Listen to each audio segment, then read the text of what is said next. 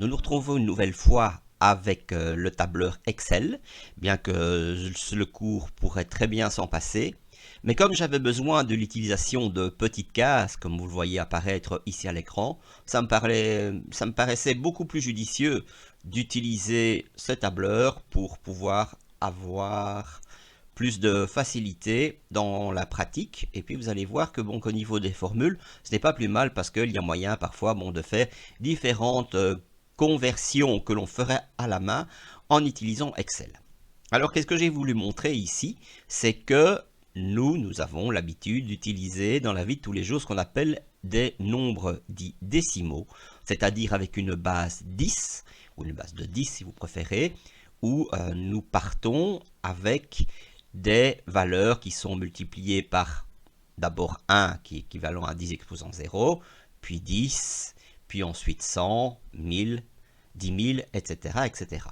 Ça veut dire que si je prends la même chose que qui est écrit dans les notes, si je prends un nombre qui est équivalent à 718 en base 10, comme je viens de l'inscrire ici, eh bien, vous avez les valeurs 7, 1 et 8 qui correspondent à ce qu'on appelle les mantis du nombre, qui est à chaque fois multiplié par la base avec l'exposant correspondant.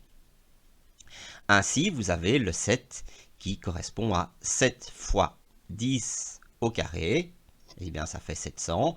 Vous avez 1 fois 10 exposant 1, ça me fait 10. 8 fois 10 exposant 0, c'est 8 fois 1, ça fait 8. 700 plus 10 plus 8, ça me fait 718. Alors vous allez me dire, c'est très bien, mais pourquoi compliquer ce genre de choses, hein? On sait très bien que 718, il suffit d'écrire 718 et puis on est terminé. Oui, c'est tout simplement parce que, comme l'homme a 10 doigts, il a été habitué à travailler avec une base 10, mais c'est tout à fait, dans un certain sens, arbitraire. Nous aurions pu très bien non pas utiliser les 10 doigts, mais travailler avec des phalanges, hein, et que bon, nous avons 12 phalanges par main, eh bien, nous n'aurions pas travaillé avec une base de 10, nous n'aurions travaillé avec une base de 12. Donc, tout est possible.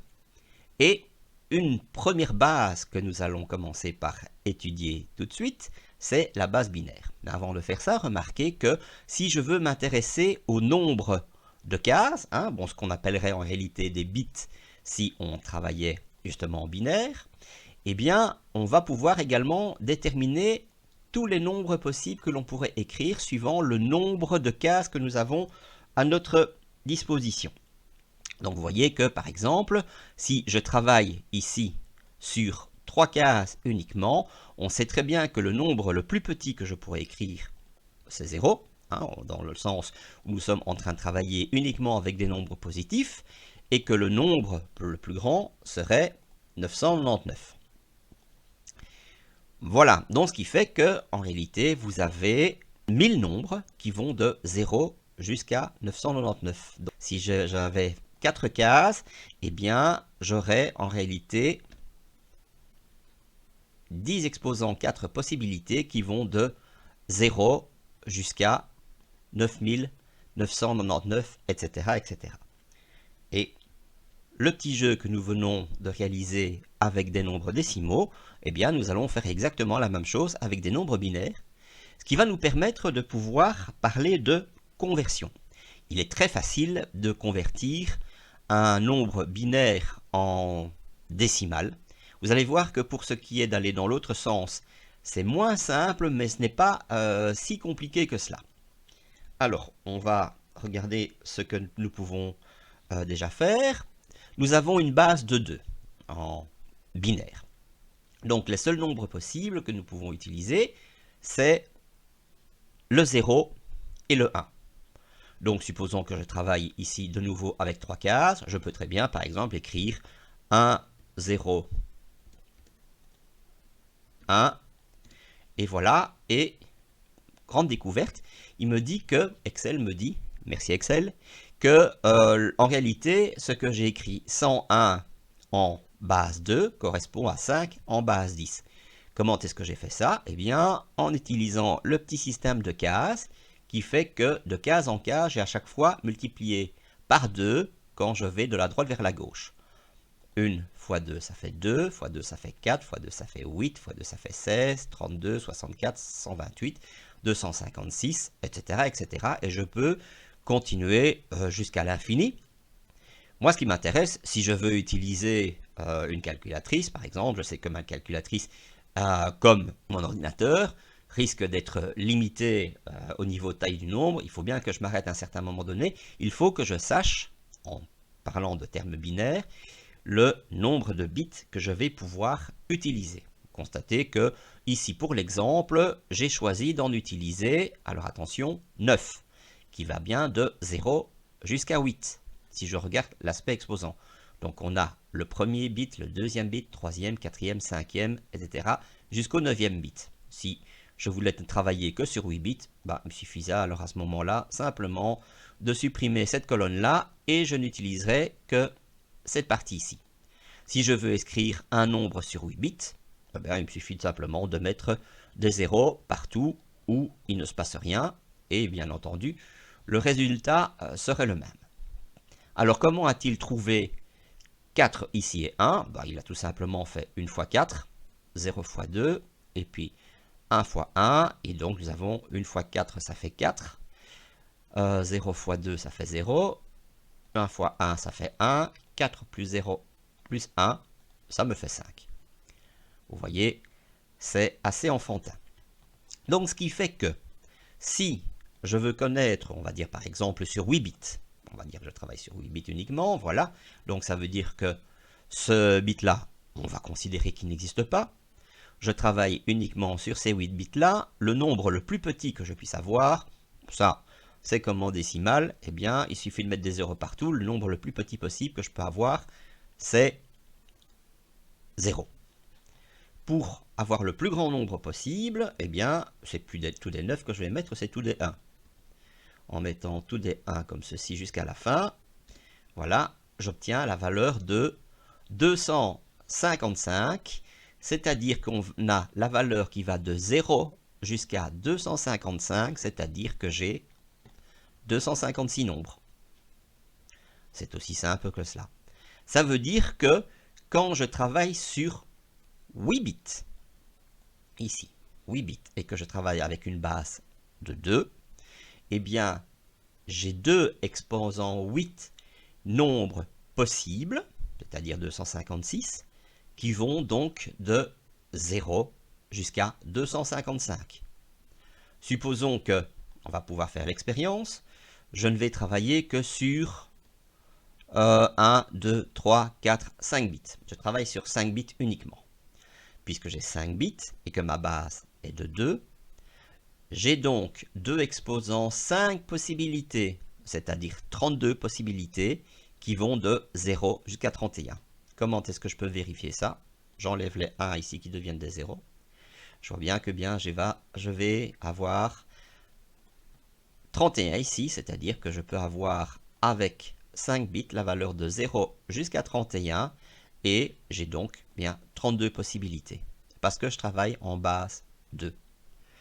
Si je travaillais en base 10, eh bien je n'aurais pas, je peux revenir ici, j'aurais beaucoup plus de possibilités. Comment est-ce qu'on peut calculer le nombre de possibilités? Eh bien ici, j'ai 10 exposant 4 possibilités. Pourquoi? Parce que là, je peux mettre 10 chiffres possibles, là aussi et là aussi. Ça fait 10 fois 10 fois 10 fois 10 possibilités, ce qui me fait 10 000 possibilités de 0 jusqu'à 9 999.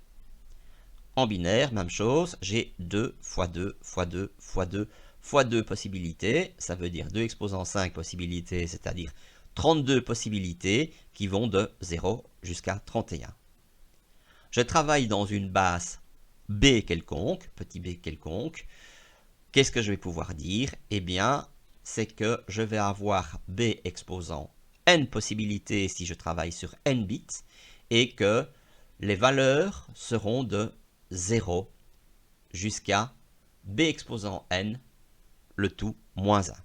Donc, que je vais pouvoir écrire comme ceci. Je vais avoir donc, si je travaille sur n, alors je ne vais pas dire des bits, je vais dire des rangs. Si je travaille sur n en, eh bien, qu'est-ce que je vais avoir? Je vais donc du coup avoir b exposant n possibilités qui vont aller donc de 0 à b exposant n moins 1.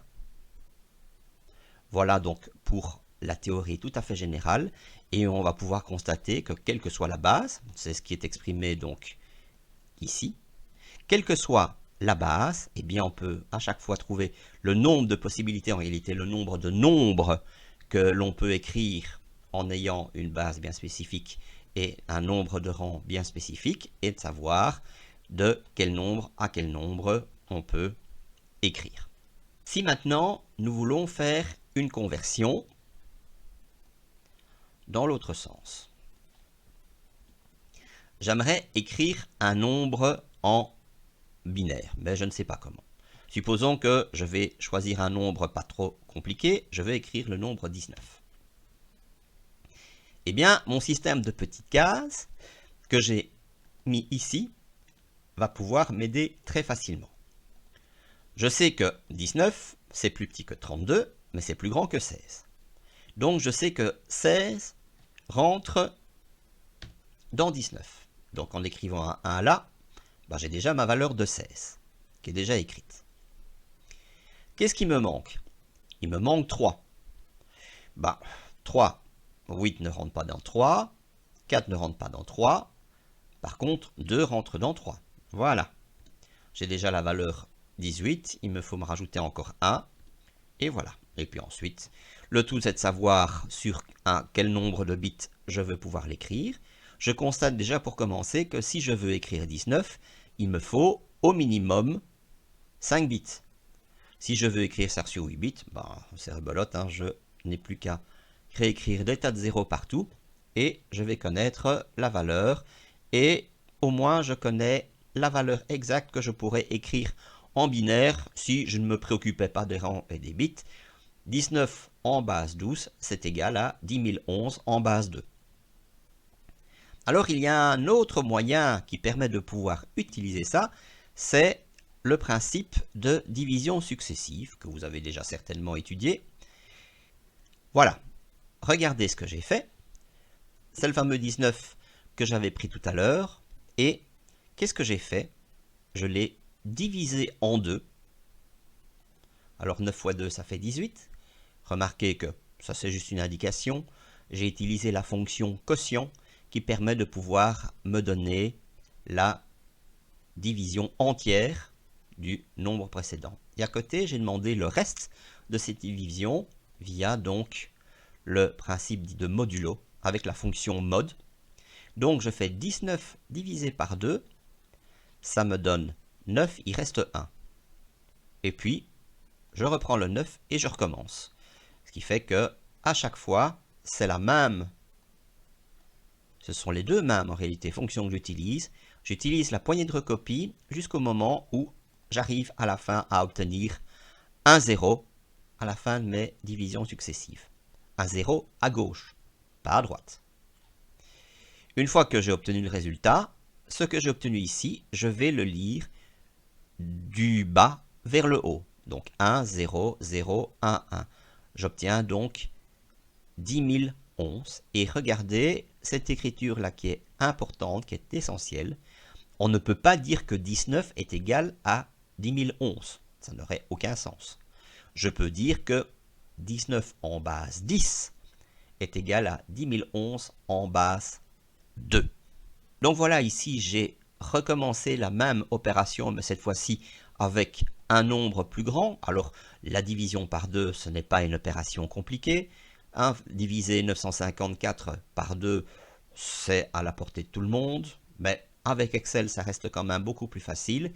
Si j'utilise la fonction quotient à gauche et la fonction mod à droite, si je prends ceci, les deux cellules, et que j'utilise la poignée de recopie jusqu'au moment où j'obtiens un 0 à gauche, ça me permet d'avoir un nombre que je vais lire du bas vers le haut et que je vais ensuite pouvoir retranscrire pour obtenir le résultat final qui se trouve ici. Nombre signé. Et cette fois-ci, bon, j'ai décidé d'utiliser 8 bits, bien que la méthode sur n bits serait identique. L'idée, c'est d'essayer de pouvoir faire comprendre à une machine un nombre négatif. Alors la différence qu'il y a avec la méthode manuscrite, si j'écris 101 plus 101 en binaire ou si j'écris moins 101 en binaire et que je vais faire des calculs, il n'y a aucun souci. Pour une calculatrice, pour une machine, ça n'est pas le cas.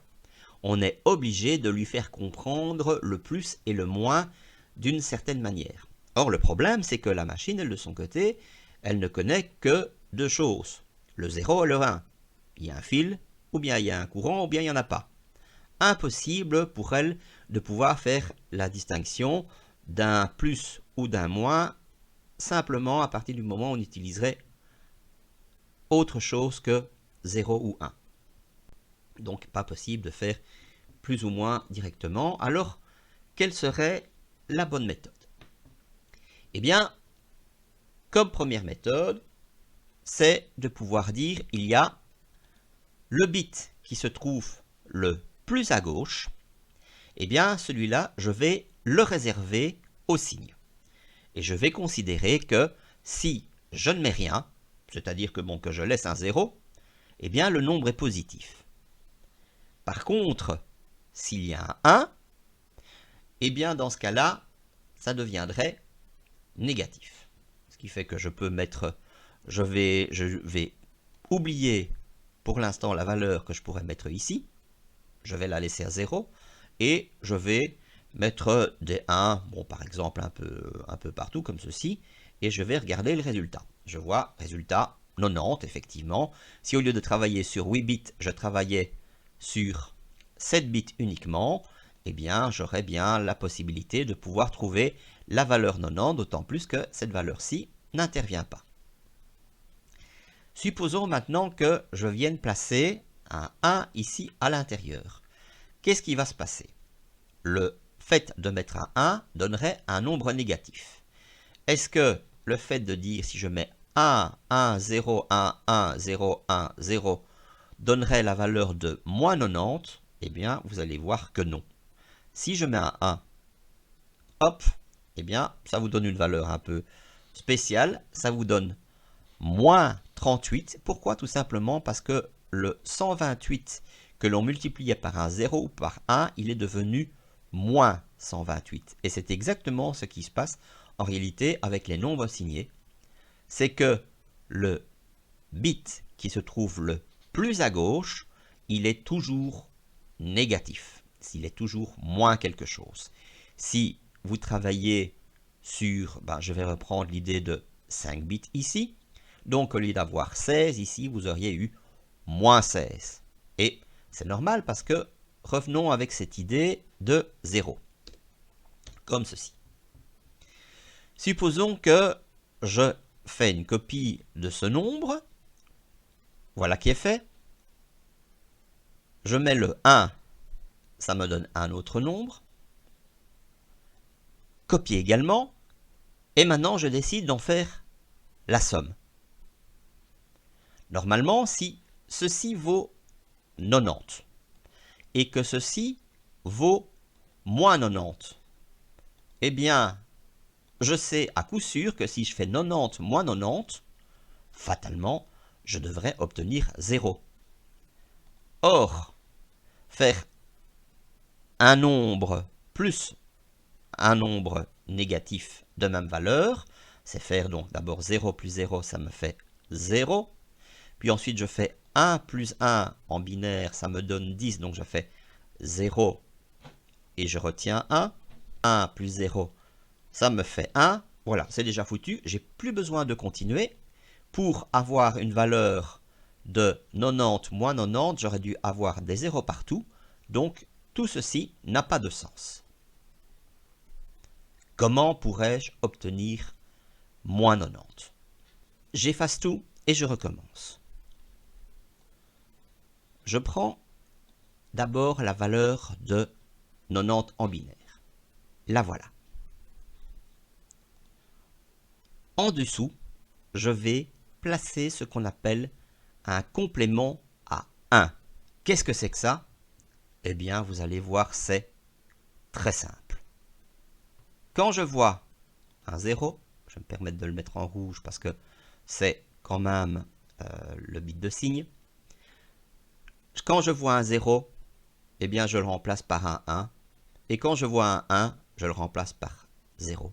C'est aussi simple que ça. Donc, tous les 0 deviennent des 1.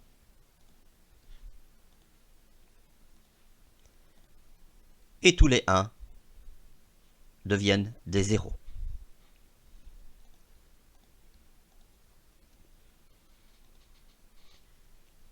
Voilà, j'ai obtenu le complément à 1. Je vais maintenant rechercher le complément à 2. Comment vais-je procéder? Eh bien, au complément à 1, je vais rajouter 1, comme ceci. Faisons l'opération. 1 plus 1, ça me donne 10, 0. Reste 1 que je vais rajouter au 0, 1. Et puis, il y a tous les autres nombres. Voilà. Je prétends que ce nombre trouvé à l'aide du complément A2 me donne moins 90. Je vais le vérifier. J'enlève tout ce qu'il y a là. 1, 0, 1, 0, 0, 1, 1, 0. CQFD.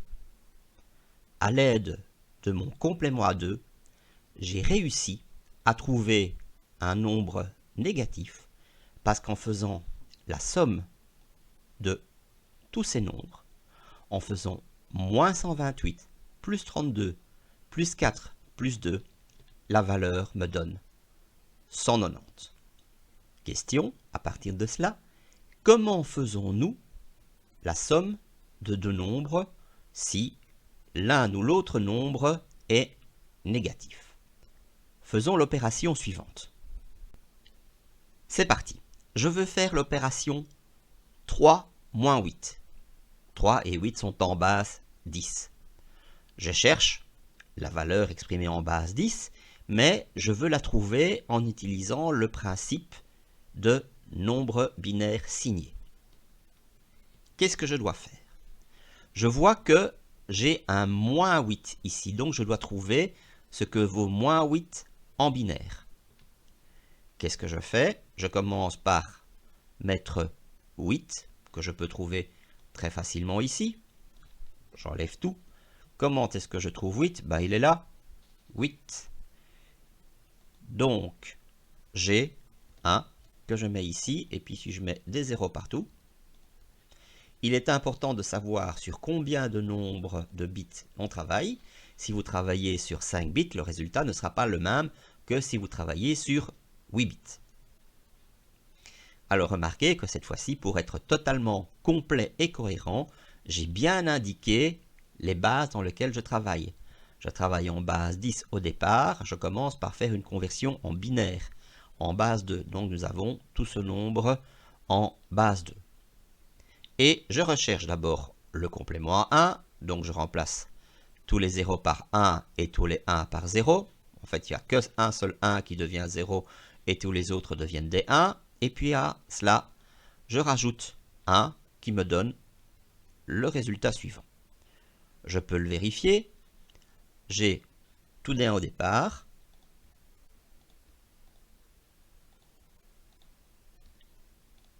Et puis des 0.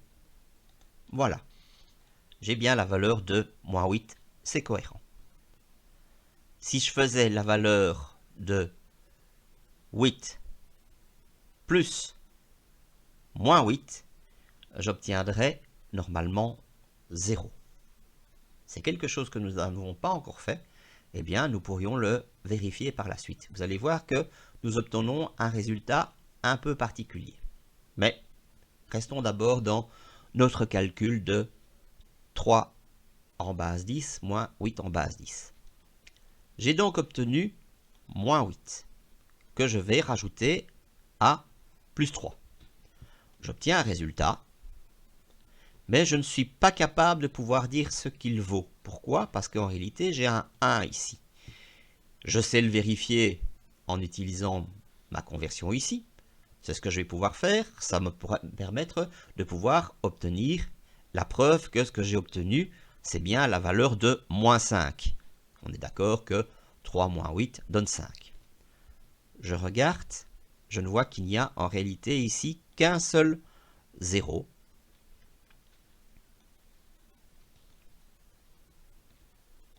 Qui se situe donc ici. Et partout ailleurs, ce sont des 1.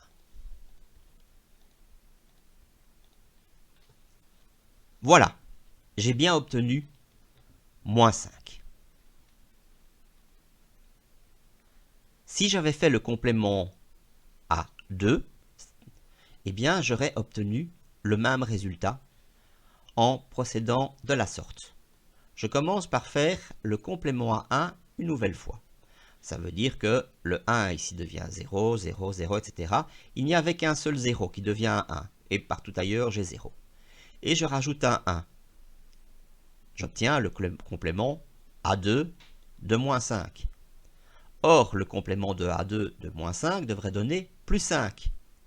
On peut vérifier, c'est bien le cas. 4 plus 1, ça donne bien 5. Eh bien, en ayant trouvé le complément A2 du nombre négatif, c'est exactement comme si j'avais placé les différentes valeurs ici, c'est-à-dire que j'aurais obtenu toute une série de 0,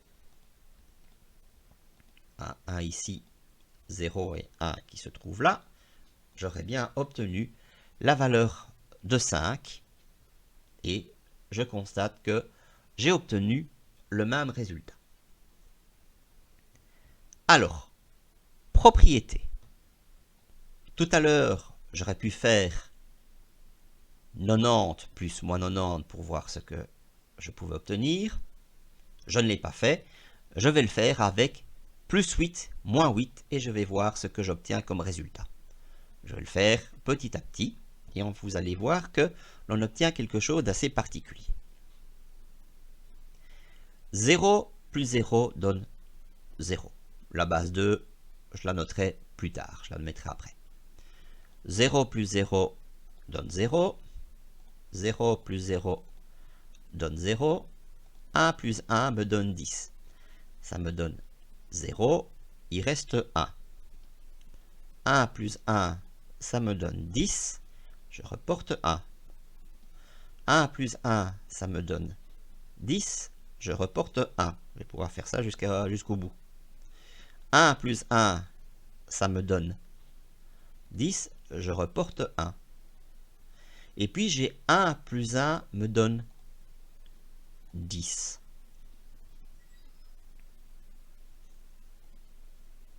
Et c'est là que vous allez pouvoir me dire, c'est faux. On aurait dû obtenir tous des zéros, mais on obtient 1 à ce niveau-là. Mais non, n'oubliez pas que on travaille sur 8 bits et que le 9e bit, lui de son côté, n'existe pas. Voilà, en réalité, on ne le prend pas en compte. Il ne me reste plus qu'à indiquer la base 2 qui manquait. Et voilà, mon exercice est terminé. J'ai bien pu démontrer que si je fais 8 plus moins 8, j'obtiens 0. C'est QFD. Pour terminer, que pouvons-nous dire du nombre de nombres, c'est-à-dire du nombre de possibilités que nous allons pouvoir avoir à partir du moment où on travaille sur un certain nombre de bits? Il faut couper les résultats en deux. Vous avez les résultats qui sont positifs et vous avez les résultats qui sont négatifs. Et vous allez voir que cela ne diffère finalement pas tellement, en tout cas en ce qui concerne le nombre de possibilités, des nombres non signés que nous avons vus au départ. Nous travaillons aussi sur 8 bits. Pour les nombres positifs, uniquement si nous travaillons sur 8 bits, nous savons que nous avons en réalité 128 possibilités, c'est-à-dire qui va de 0 jusqu'à 127. Démonstration, si je mets tous des 1 ici, voilà. Le plus grand nombre positif que nous pouvons avoir, c'est 0, puisque le 0 désigne bien le nombre positif, et puis 1, 1, 1, 1, 1, 1, 1, tous des 1 partout, et ça vous donne donc la valeur de 127 en décimale. Donc pour les nombres positifs, j'ai 128 possibilités. Pour ce qui est des nombres négatifs, si maintenant je remplace le 0 par 1, c'est clair que ici je veux aussi avoir 128 possibilités, qui va de moins 128 à moins 1. Effectivement, si je prends toutes les valeurs qui sont ici, si je faisais 127 plus 1, si je prends tout ça plus 1, eh bien je vais obtenir ceci. 1, 0, 0, 0, 0, 0, 0, 0. Mais souvenons-nous que dans le cas de nombres signés, le plus 128 est devenu moins 128. C'est-à-dire que le nombre le plus grand, 127, si on rajoute 1, eh bien c'est comme si on faisait demi-tour et qu'on revenait à ce moment-là au nombre le plus petit, qui est 128. Notez que vous allez avoir une aberration si jamais vous voulez faire le calcul du complément à 2 du nombre plus petit. On va regarder ce qui se passe sur 8 bits. Si je veux connaître le complément à 2 de ce nombre-ci, me voilà prêt à faire l'exercice. Commençons par la recherche du complément à 1. Il y a le 1 qui devient 0. Tous les autres nombres sont des 1. Voilà qui est fait. À cela, je rajoute 1. Allons-y.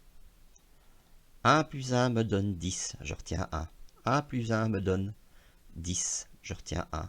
1 plus 1 me donne 10, je retiens 1, et ainsi de suite, jusqu'au moment où je vais avoir 1 plus 1 me donne 10, je retiens 1 plus 0, ça me donne 1.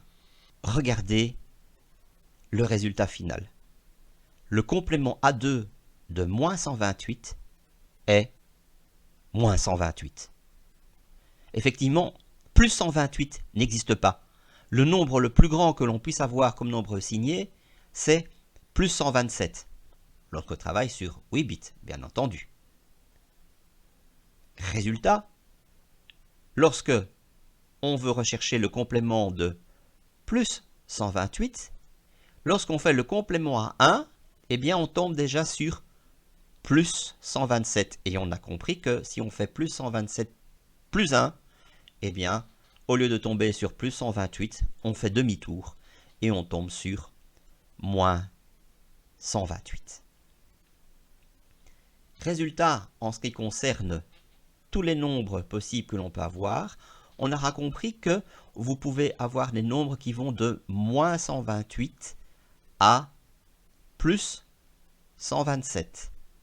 C'est-à-dire tout simplement parce qu'on est en train de travailler sur 8 bits. Comme j'ai utilisé le principe où je divisais par 2 les possibilités de nombres, j'avais d'abord regardé simplement les nombres positifs et j'avais vu que j'allais de 0 jusqu'à plus 127. 128, c'est 2 exposant 7. On travaille sur 8 bits. Donc si on travaille sur n bits, c'est 2 exposant n moins 1. Cette fois-ci, le moins 1, il est en tant qu'exposant. Mais on va jusqu'à plus 127. Donc on va aller à 2 exposant n moins 1, le tout moins 1 pour ce qui est de l'aspect positif. Une manière plus claire pour vous, ce sera de considérer que l'on va plutôt de moins 2 exposant n, le tout divisé par 2, jusqu'au même nombre, 2 exposant n divisé par 2, le tout moins 1. Ce qui va donc s'écrire comme ceci. Sur n bits, j'ai toujours 2 exposants n possibilités. Alors, elles vont aller de moins 2 exposants n, le tout divisé par 2, à ce même nombre, cette fois-ci positif, 2 exposants n divisé par 2, moins 1. Ou encore, ce que l'on peut écrire comme ceci. Donc de moins 2 à exposant n-1 à 2 exposant n-1, le tout, moins 1. Ça fait beaucoup de moins 1, on dirait que ça fait un petit peu beaucoup de soupe, mais regardons un petit peu différents exemples. Je prends une base 5, comme j'aurais pu prendre la base 7 ou la base 10, peu importe. Si je travaille avec une base 5, qu'est-ce qui va se passer? Je vais avoir 2 exposants 5 possibilités, c'est-à-dire 32 possibilités. Alors, ça va aller de combien à combien? Ça va aller de, alors si je fais moins 2 exposant n divisé par 2, c'est-à-dire le nombre que j'ai obtenu, moins 32, que je divise par 2, ça veut dire que j'obtiens moins 16, à plus 16, auquel je retire 1. Et voilà, lorsque je travaille avec une base de 5, j'ai 32 possibilités et je vais de moins 16 à 15. On veut changer, on veut prendre, vérifions pour la base de 8, qu'est-ce qui va se passer si j'ai une base de 8? Combien de possibilités j'ai? J'ai 2 exposants 8 possibilités. 2 exposants 8, c'est 256 possibilités. Ces 256 possibilités, elles vont aller de combien? Alors, si je fais 256 divisé par 2, ça fait moins 128. Jusqu'à 128 moins 1, ça fait plus 127. Vous voyez, une fois qu'on a compris le truc, ça devient très simple. On va utiliser une base un peu plus petite, on va utiliser une base 7 pour voir ce que cela donne. 2 exposants 7, c'est 128. 128 divisé par 2, c'est 64. 64 moins 1, c'est 63. Et voilà, avec une base 7, j'ai 128 possibilités et les nombres vont de moins 64 à 63. Fin de cette leçon.